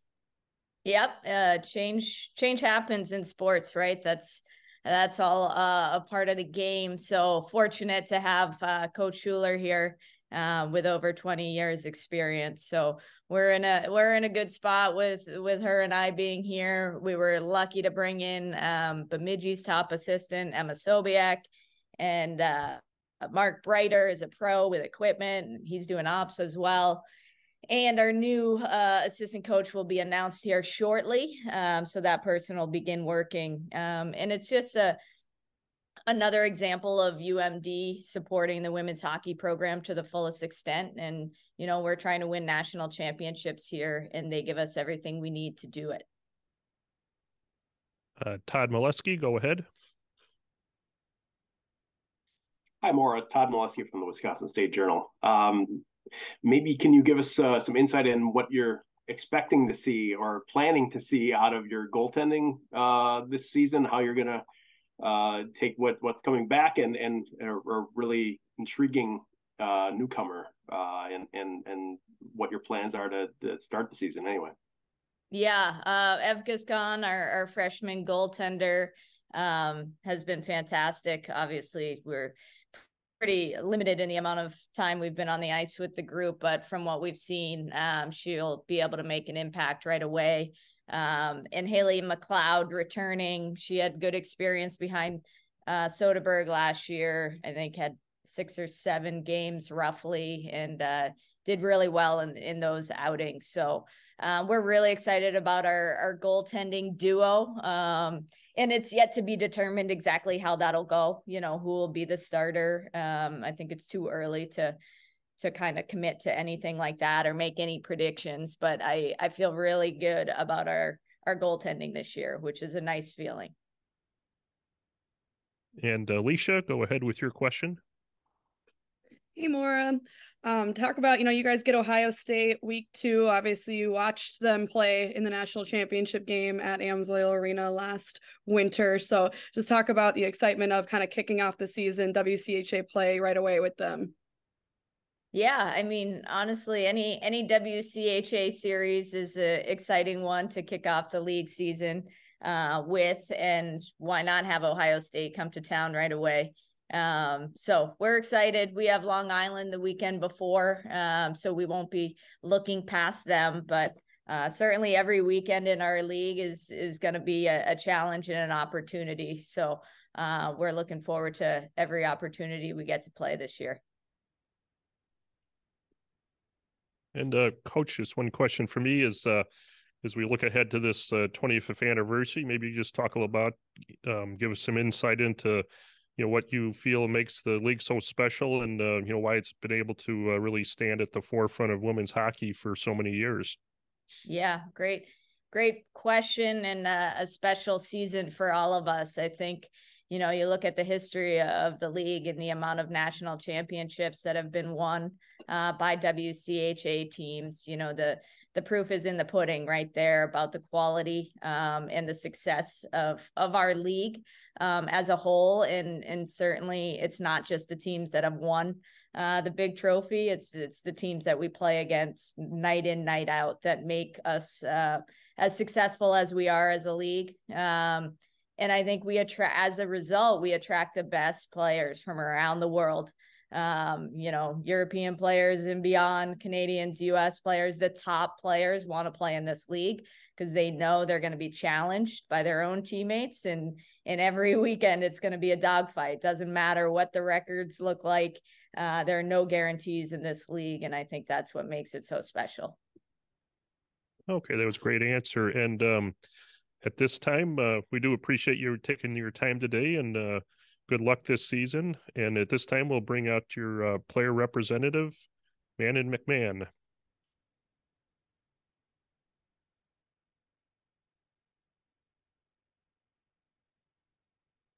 Good morning, Manon, and just wanted to welcome you to the Media Day event here, and just open it up for questions. And we will start with one from Matt Wellens. Go ahead, Matt. Hey, man, and it's Matt from the News Tribune. What's it been like for you heading into this 5th year, seeing all these new faces after playing with Gabby and Rogie and Flaherty for the last, you know, previous 4 years? Yeah, it's exciting. Especially like these last couple of weeks, finally getting everyone on campus. Getting everyone started with school and hockey and everything. It's been great. It's honestly really refreshing to see all these new faces around, and it's awesome for everyone here, and we get to learn from each other. We get new ideas, new perspectives, like on and off the ice. So it's been a lot of fun, and it's been challenging in a good way. Okay, and Matt, go ahead again with your next question. Manon, what's the key to getting all these new faces, transfers, freshmen, and such to bond and get some chemistry? What have you kind of learned maybe from past years? Yeah, lucky for this program, I think that every player that we're bringing in is like-minded in the way that they are on and off the ice. So it honestly isn't too much of a struggle because we all have the same goals. We have the same ideals, morals, everything. Just from coaches, when they are recruiting, they're looking for like-minded players. So when everyone gets here, it's pretty easy to gel as a team. But honestly, like Coach was mentioning, it's so organic in the way that we spend time together, in the way that we hang out and talk to each other. We're already a family, and we're already so close, and just continuing to bond and use these next couple of weeks of preseason to get close on and off the ice, which will help translate into our game. But it's been a lot of fun, and just getting to spend time and get to know everyone has been a blast. And looking forward to these next couple of weeks before games start. And Alicia, go ahead with your question. You, of course, hi, Alicia WDIO. You, of course, have a good amount of experience in the WCHA, very tough conference. You know, what are you gonna do to input your wisdom on some of these newer skaters to UMD and really get them ready for this difficult conference play here?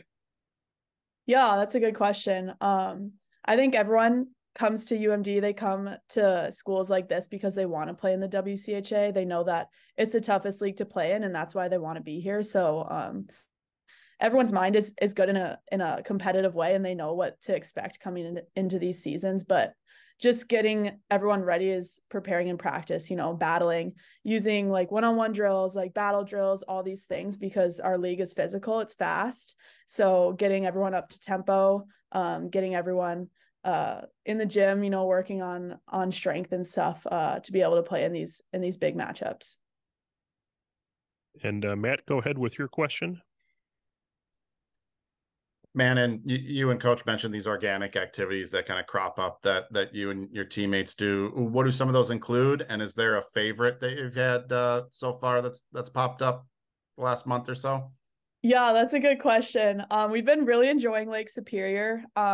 We go to this same rock spot. It's kind of like on the bottom of 21st, but it's been so nice out, so we got to enjoy it while we can. So we've been going to the rocks, hanging out, swimming. That's probably my personal favorite to do, but otherwise we're rollerblading on the lake walk. You'll see us there, going to get food together, going to get ice cream, like just spending time at each other's houses, bonfires, walks, hikes, stuff like that.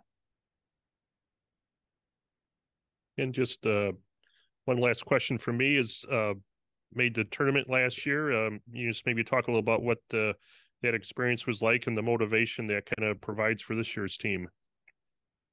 Yeah, making the national tournament is a big deal, and honestly, I think at this point in my time here at this program, it's just what is expected, and I don't think that we're extremely happy with the outcome and not making it to the Frozen Four, especially after we're the ones hosting it. So kind of using that as motivation coming into this year, to not only just make the tournament, but to make the Frozen Four and to win a national championship in the end. Okay, that will do it for Minnesota Duluth today. And Manon, we'd like to thank you for taking time today to talk with us, and good luck for the season. Thank you very much. Okay, and next up will be the University of Minnesota. They won the final face-off championship last year and advanced to the NCAA Frozen Four under the leadership of head coach Brad Frost. Minnesota was selected third in the preseason poll this year, and we will also be joined today by player representative Madeline Wethington. And Coach, if you want to open up with a few comments, and then we will move on to questions. Go ahead, Coach. Yeah, thank you. Excited to be with you here today. Obviously, when we're doing these, we know that hockey season is starting up and just around the corner. So excited about our group, a very different group than what we've had in the past couple of years here, in particular after losing 11 seniors, 9 of which were super seniors. But there's a great freshness and some rejuvenation here amongst our players and our team, and we're really looking forward here to a great season. Okay, and at this time, if anybody has questions, feel free to ask. And like I said, we will just get going here. And I guess, Coach, we got a question from Jess Myers. Let's go ahead with that. Hi, Brad. Thanks for giving us a couple minutes. I just wanted to ask how much of this is kind of a transition year for your program. It seemed like players like Heisey and Zumwinkle were such a huge part of this team for so many years, and now it's kind of the after them era. You know, how do you look at this as maybe kind of a transition year? Yeah, it is, and even for our staff, right? Hired a new director of ops, Ashley Holmes, who came over from Augsburg. Boom May from Augsburg as well on the men's side, Mitch Baker from Shattuck, and then promoting Jess Scott to our other assistant coaching position. So that's why I said there's a freshness about the season. I think our players are really excited. Good, bad, or indifferent. When you have 11 seniors, 9 of which are fifth-year players, and some pretty big players, right? And some big voices. Those other players maybe haven't felt like they needed to step up in the way that they do this year. And so there's more opportunity. There's opportunities to fulfill roles that have left, and from both the leadership standpoint as well as a playing time standpoint. So it's really exciting to be in this transition. The expectations, however, are still really high, and they always will be here at the University of Minnesota. And so when we say maybe it's a little bit of a transition year, we're not talking about a rebuilding year or anything like that. We're just talking about it's a little more of a different group. And Todd Molesky, go ahead. Hi, Brad. Todd Molesky from the Wisconsin State Journal. What's Abby Murphy's next level, and how can you guys as coaches help her get there this season? Yeah, I think there's still a lot of untapped potential in there for Murph. She was arguably the best player in the country the last probably 10 games of the season. She scored in 10 of her last 11, I believe, and really helped us get on a run there. And so, it's just continuing to have Murph develop into that 200-foot player and be disciplined in all facets of her game. And we're excited to keep working with her on that. Obviously her skill and potential are incredible, and she's been able to show a lot of that throughout her first couple of years here, but we're looking for an even bigger year from her, as she will be one of our leaders on the ice. Matt Wellens, go ahead. Hi, Brad. Matt Wellens from the News Tribune and the Rink Live. You talked about the staff and such. I'm wondering, the NCAA rule change allowing you to have that third paid assistant. I'm wondering how that impacted your construction of the staff compared to maybe past years when you had to go through this. Well, it was the difference maker. I would not have hired 2 male assistant coaches and have myself and just have the 3 of us if there were just 3 total positions available. With Jess, she had started as our director of ops. And over the last year, she's kind of been a part-time assistant, part-time director of ops. And then it was just her and I for about 3 months here in the summer. I had an opportunity to watch her communicate with recruits and their parents and get on the road and evaluate. And it was just an absolute no-brainer to bring her on. Our players love her. They've known her maybe in a different capacity, but they respect her incredibly. And so we're very excited about Jess fulfilling that 4th coaching spot. Next question, Rachel Blount. Hi, Brad. I'd love to ask you about your goaltending. You have Skylar Vetter back, a very well-established goaltender, and yet Lucy Morgan is quite a tremendous addition to your roster. How do you see goaltending working out for you guys this year? Well, we're really excited about it, Rachel. Obviously, the only thing better than having one really good goaltender is having 2. And Skylar, her play speaks for herself. She really took the reins last year and was an all WCHA goaltender and did some incredible things for us, taking us to the Frozen Four. Lucy is somebody that's a 5th year. She went out to St. Lawrence really with no expectations, ended up becoming an All-American and playing the majority of their games out there. And so they will both get opportunities, and we're looking forward to both of them, quite frankly, emerging and playing really well. And I think that's right now, obviously, a huge strength of our program is what we have in the net. And Jess Myers, go ahead. Brad, Jess Myers from the Rink Live again. Your team is obviously not a stranger to playing under the bright lights and in big settings and things like that. But you start off the season here in Minnesota with a pretty exciting game at XL Energy Center against St. Thomas. Kind of a budding rivalry there and a big crowd expected. Just what does a game like that mean to your team to play on that stage? Well, I think one of my philosophies is always to try and provide our players with a unique experience. That's why we played out in Vegas last year. We've been in Nashville. We're going to Washington, D.C. This year. And I didn't have anything to do with this game at the X, but it's another opportunity to have an experience that our players will remember. Obviously, it's a big game. It's a conference game, as you mentioned. A rivalry is kind of budding here with St. Thomas, and so yeah, again, opportunity to be in front of a lot of people. We play in front of great crowds every weekend at home, but to get to the X, play where NHLers play, I know our team's very excited about that, and looking forward to that opportunity. And Todd Milewski, go ahead. Brad, I want to ask you this as someone who's been around for almost all of the first 24 into 25 seasons of the WCHA. What is the for you the defining feature of the league on the ice and then off the ice in terms of where it's grown over the last quarter century? Well, I just love the professionalism of the league. You know, our players and all the players in the WCHA, they're treated like NHLers. You know, they have full-time equipment staff. They have the full-time coaching staffs. They have the athletic trainers. They have all these people that are here to help, you know, make this experience one that they're going to remember for the rest of their life. The best players come and play in the WCHA for the most part, and we've seen that because of the number of championships that the WCHA has won. They're always just really, in my opinion, the WCHA is always on the front line. How can we continue to be better?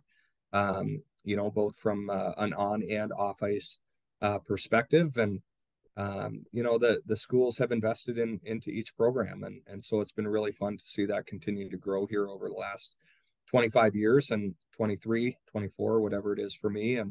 And man, it's just an awesome thing to be a part of. Okay, any other questions? Okay, one more from Jess Myers. This will be the last one for Coach Frost. Thank you. And go ahead, Jess. Brad, you mentioned players being treated like NHLers, and you know, obviously, it was a big thing when a player like Madeline Wethington decides to come back for that extra year. With an emerging new approach to professional women's hockey, has that become an increasing challenge for a program like yours to keep players in school? You know, when there's that potential new career opportunity out there. I think it's less about, you know, trying to keep them because they know that the 4 years that they have in collegiate hockey is going to be the best 4 years of their life. Not just because of the hockey, but because they're in college. I can speak for myself. The good old days were back in college, right? Now that I'm 50 years old, looking back, or I say to the kids, you're living in the good old days right now. And so you want to take advantage of that. I think it's just super exciting now because they know, hey, once I graduate, I'm going to have hopefully this opportunity to play professionally and extend my career. And maybe that goes into national programs and things like that. But if not, they at least are able to be professionals. And hopefully that league continues to grow so that they're having the support and the people around these players that they have in college. So it's not just a step down or a lateral step, but it's even a step up for them as they continue to play professionally. Okay, thanks a lot, Coach, and good luck this season. Thanks and so much. At this time, we'll bring on their Gopher player representative, Madeline Wethington.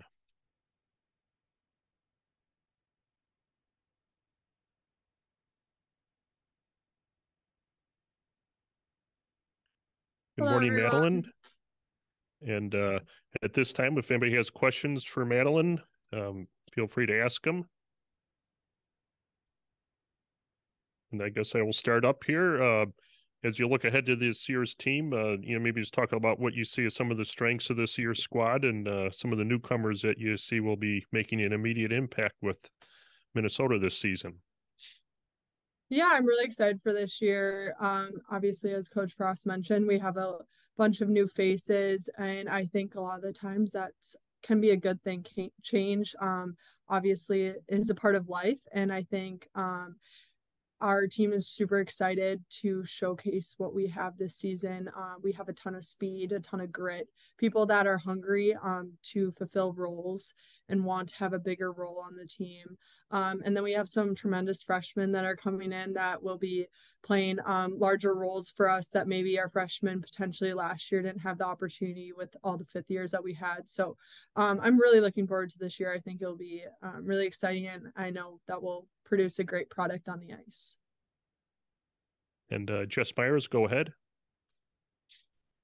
Hi, Madeline. Jess Myers from the Rink Live. I wanted to ask about the schedule. You start out with the series out in New York, obviously, but then come home to what has a potential to be a pretty special game, playing at Xcel Energy Center against a team that's quickly becoming a rival of yours. Just what are your thoughts about coming home to play at Xcel and that game in particular?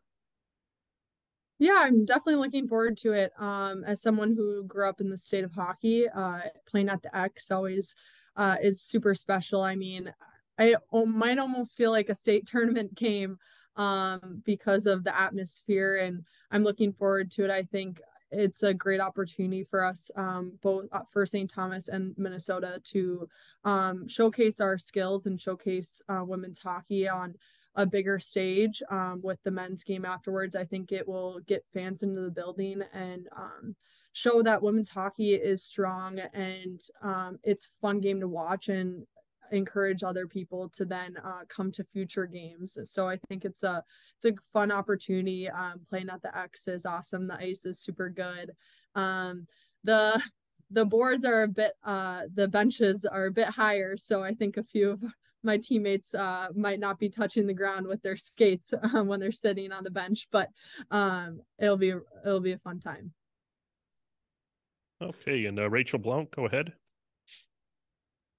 Hi, Rachel Blount from the Star Tribune. In a year like this, when you do have a lot of new players and a lot of players that will be taking on larger roles, what do older players like yourself need to do to make sure that the group comes together quickly?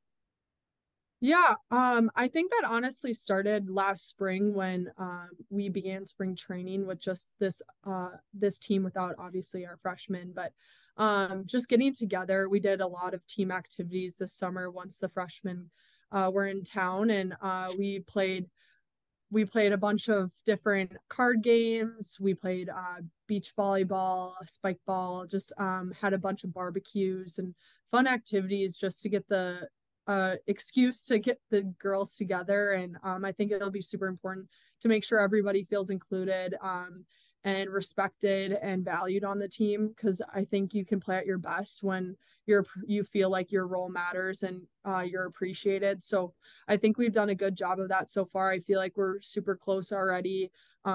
It's definitely an advantage for us to be able to get our freshmen in the summer and train with us and show them the ropes and show them what we do here, how we train, what type of effort we're looking for, and intensity, and just taking the freshmen under their wing.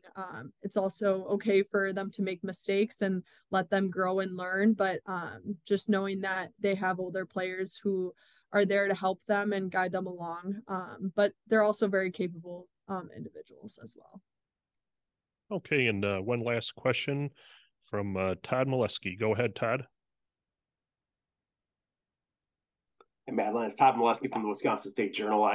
If you're going to change as much as you are at forward and on defense, it's nice to have a returning goalie back. I wonder how much Skylar is a comfort to you guys in some respect in knowing that you have so much new in the other phases of the game. Yeah, I think we do have some key aspects to our game that are still remaining. We have Abby Murphy. We have several key forwards for us that are returning, a few defensemen. I mean, myself, Nelly, Emily Zumwinkle were played pretty big roles on defense last year. And then obviously we have Skylar veteran net. So we do have key aspects to our team that our identity might have changed in a lot of other facets, but we do have some key returning players that I think will help us. And to have Skylar in net, she's a phenomenal goalie.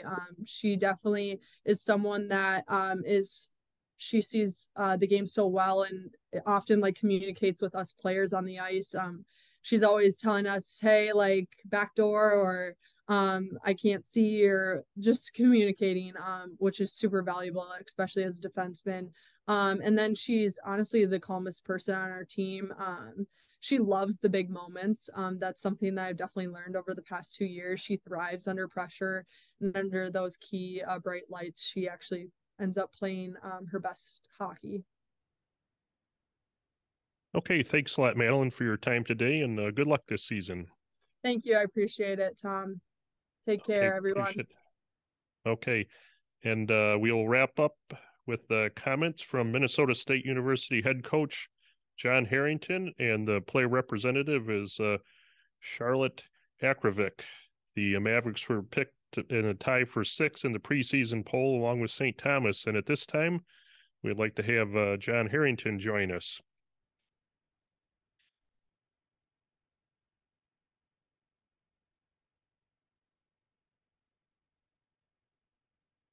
Hello. Hi, John. Hey, how are you? Doing good. Good. Just kind of scrambling to get up here. Thanks, sir. We're running on time, and we just got off the ice for the practice. So just getting here, excited to get going, and excited about getting the season started. Got Charlotte Akravic here with me, our captain of our team this year. We're excited to get going. There's been a lot of enthusiasm with our team on the ice here, and since the summer when our team was here for a summer session, it's been a positive attitude, an excited attitude, and looking forward to getting started on the process of putting our team together over the course of the year. I think starting at the top, we're excited about our leadership. I mentioned Charlotte already, who's here as our captain, but also Kennedy Bobick, Sydney Langseth, and Madison Mashuga, 3 more of our top players from last year who are in leadership roles as captains, and deservedly so. So we're going to expect not only an off-ice leadership from them, but also the on-ice leadership that they can all bring once we start in the regular season. I think we've had a couple changes with our team. With the transfer portal, we've lost some important pieces to our team, but it certainly is going to give other players opportunity to step in and show us what they can do. And I think all players are that way. They want that opportunity to show what they can bring to your squad. And we're happy with what we've seen so far. And with the understanding that the season is going to be tough once that gets going too. So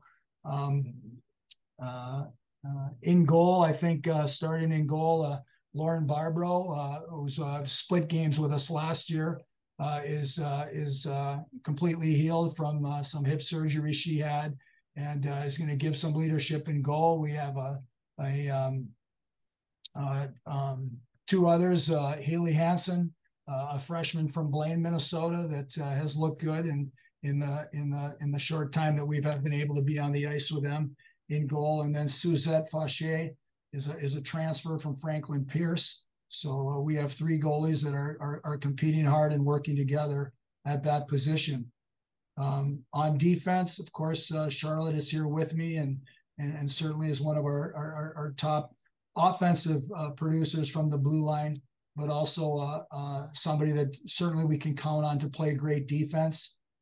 Shelby Gatormson is a junior defender who was voted our most improved player last year.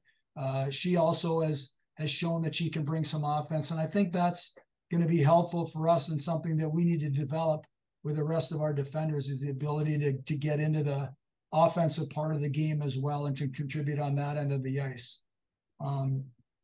Up front, I think we'll look to Sydney Langseth, Kennedy Bobick, and then certainly Jamie Nelson. Jamie Nelson was injured last year with a knee injury, and she's been a couple of years ago or a few years ago the freshman of the year in the WCHA, and certainly somebody who can create offense for us and be a leader in that part of our game. So we're happy with our depth at each part of our team. I think up front on the blue line and in goal right here, and certainly are excited about our preparation time we get here as we start the regular season in October. Okay, and at this time, any questions for Coach Harrington? And I guess I'll start off just with the talent that you have returning and newcomers coming in. Maybe just talk a little about what style of play fans can expect out of the Mavericks this season. Yeah, Tom. Well, I mean, we want to play an up-tempo game. I mean, we're in the entertainment business, and we want to play that way. We want to have the puck on our stick, and if we don't, we want to get the puck back. So I think just as how we approach the game, that's the way that we're going to do it, with that enthusiasm and the want to have the puck and to play an exciting game. Having said that, we understand that it's a process as we go too. So there's going to be things that we need to work on, the things that we'll find out we need to work on as we get into our season and playing the teams in our league. So we'll be working on that, but we want to be aggressive, and we want to be able to read the game properly and understand that we have to play it a different way at certain times, depending upon how the games are going for us. So I think that ability to adjust to what time of game we're in, and then the ability to play an up-tempo game and to play with energy and enthusiasm too. I think that's what our fans want to see, and that's what we're going to try to bring to the game. Okay, and another question from me. As you look ahead to this upcoming season, 25th anniversary of the league, maybe just some of your insight into what makes this league so special, and why has it been so strong over the years? Yeah, there's some certainly coaches that have been in the league a lot longer than I have, and certainly my two assistants have been in the league longer than I have. So they probably have a better grasp of that. But I think from the start, and you can see how the WCHA has done on the national stage with their the number of championships they've won, of how many years the league's been in existence. And I think for us, that's exciting. I mean, we're every night we know that we're going to be playing one of the top teams in the country, and that's part of improvement too, or that's part of the development, I should say, of a team, is that you're playing against good competition. So it's exciting to know this. I think from the time the league has started 25 years ago to the present time, I mean, the WCHA has proved itself almost every year, and as turning into national championships or national championship quality teams. And I think that's what makes the league so great. I think that's what keeps bringing the best players, not only like everywhere internationally, bring them to our league because they know that's the best college league in the country. Okay, we have a question from Todd Molesky. Todd, go ahead. John, it's Todd Molesky from Wisconsin State Journal in Madison. I'm just curious about how your recruiting / transfer portal balance has emerged over the last couple of seasons of kind of working with the portal. Do you still feel like you have to build your base off of recruiting and then kind of supplement with transfer portal, or is that changing, I guess, for you, and as you talk to other coaches, what the strategy, I guess, is like there? Yeah, I think it has. I mean, as far as the recruiting and everything, I think now you have to keep recruit. It seems like you have to keep recruiting players that you already have on your team. So recruiting has become more. It's recruiting to get to find players you think could possibly play for you. It's recruiting them to try to get them to sign with you. And now we have to keep recruiting them to try to keep them on our team. And I'm not a big fan of that. I mean, I'm not at all. But you have to, I mean, I think you look at your team and you understand that there's going to be players available, and some teams I think can find, I've certainly found world-class players to transfer to their programs or get transferred to their programs.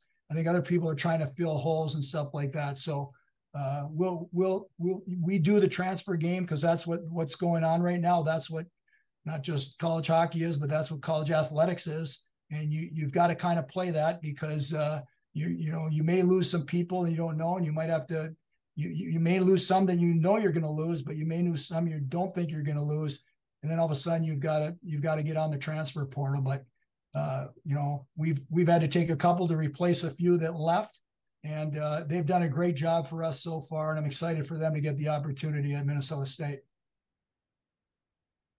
Okay, Coach, thanks a lot for your time today, and good luck this season. And at this time, we'll bring on Charlotte Akrivec. And again, good luck this year. Thank you.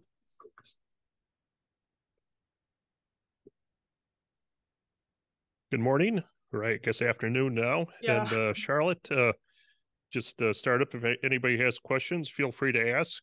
And I guess I'll start off, maybe just talk a little bit about what you see as the strengths of this year's team and some of the newcomers that you've seen so far in practice, or with your practices this year on the ice, what you see with, some of those players who will be key players for you guys. Yeah, I mean, I definitely think compared to last year and just years past, this is a pretty fresh team. I mean, our team's pretty young too. A lot of our, strength comes from some of our underclassmen. We have a good, pretty solid freshman class coming in. All of them are kind of bigger names at their own high school, own program. So it'll be interesting and exciting to see how they fit in and what they contribute to our team this year. Obviously, like coaches just mentioned, Jamie, Sid Langseth, Kennedy Bobick, all those consistent 3-4 year players will be really exciting to see what they do this year with a bigger role. And our next question is from Todd Molesky. Todd, go ahead. Hi, Charlotte. It's Todd Molesky from the Wisconsin State Journal in Madison. I'm wondering whether you always knew you wanted to use your fifth year, or if things had to just lay out the path in the right direction for you. How did you come to that decision? And I guess what kind of goals do you have for yourself for a fifth year? I mean, for me, it was kind of nice, like with COVID and everything, finding out as a sophomore so I could plan it out academically. Because for me, I've graduated and I'm currently in my master's program. So it does kind of make the most sense to continue to stay. And just our program as a whole, I know a lot of older players and stuff. They're like, yeah, I would love to stay another year, but it just doesn't make sense necessarily for them. But I don't know. For me, I love our team. I love our program. Mankato's somewhere where I enjoy being. I love playing in the WCHA, and I think it was just everything kind of fell into place pretty organically for me. And I'm excited to see what happens for our team this year, and excited to continue on academically as well. And Todd, go ahead again. Thanks, Tom. You mentioned, being in the WCHA for 4 years now. What have you learned about what it takes to, game to game, be a positive factor in a game against some of the best teams in the league? How do you develop and raise your game a little bit there? I do think it's just, to a point, it's trusting your preparation. The season doesn't start the first week in October. It starts immediately when the previous year ends. So preparing for that physically, preparing for that mentally. For our team especially, there's been a lot of injuries and things like that. So just number one, making sure your body's prepared for everything, because it is a very physical and fast league. And I think just taking things kind of in stride, game by game. You can't be thinking, midway through the season where your team will be at, or individually. You just kind of got to take it game by game, because every game, playing every team, it's so different. I feel like a lot of the times your first game of the series can go really, really well. Second game can go really poorly. So I think just maintaining that consistency in play and being prepared for the physical aspects and the speed of the game is the number one thing as a player. Okay, we have time for one more question from Todd. Go ahead. Thanks again. This is one a little unusual. You've had a little bit more of an Eau Claire feel joined Mankato hockey in Mankato lately with Luke Strand on the men's side. What can you tell me about just where Eau Claire is right now with hockey and where things have developed to what you see coming in the future? I mean, for me, it was really cool. I played boys all the way up, and so I know a couple of the guys like that were on my team Banamere prior to going into high school. Like Sam Stang, he's at Wisconsin. Zach Erdahl, I believe he's at Omaha now. Brendan Olson, he plays here at Mankato, and then I don't know, just a couple other guys too, kind of within that age pool. It's really cool to see just where everybody's made it college wise and professionally as well. I don't know. I think Eau Claire as a whole, it's been a hockey community for as long as I can remember, and big names like Jake McCabe, all those guys coming through, they've kind of paved the way, but I think there's a lot more kind of numbers coming through, which is exciting to see, and exciting to see the development on both the boys and girls side. Okay, Charlotte, thanks a lot for your help today, and appreciate it. And good luck this season. And with that, we will wrap up our WCHA Media Day. And I'd like to thank everybody for participating. And just to note, a recorded version of this event will be available on the WCHA website at wcha.com and also on our YouTube channel. And again, we look forward to another exciting year of WCHA hockey. And things start up on September 23rd, so we'll be looking forward to that date and hope to see you all down the road. Thanks again for joining us.